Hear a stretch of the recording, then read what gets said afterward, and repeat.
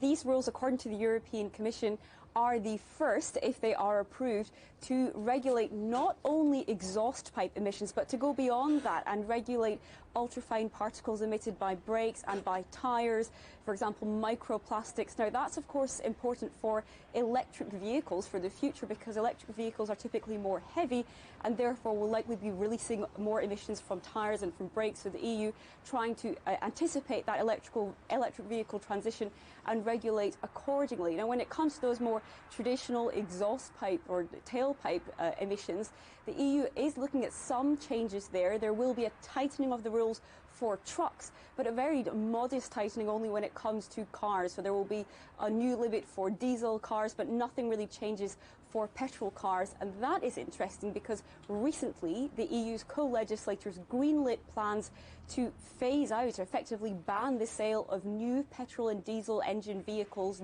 or rather cars and vans in the European Union from 2035. And the question was, are they going to, with these new emission rules unveiled today, are they going to sort of rein in for this last decade or so combustion engine cars and vans before they are banned in terms of new sales? Well, campaigners are saying they haven't really done that because there's no big change for cars so far. But beyond that, there will be other changes, for example, an expansion of testing requirements. So vehicles will be tested in conditions including temperatures up to 45 degrees Celsius, and also in conditions of short trips to simulate a daily commute, for example. And beyond that, they're also asking that vehicles be compliant for longer. So a whole raft of plans there still to be greenlit. They will go to the European Union's Council, which is made up of the EU's member states and the EU parliamentarians, before they can kick in. But the EU Commission hopes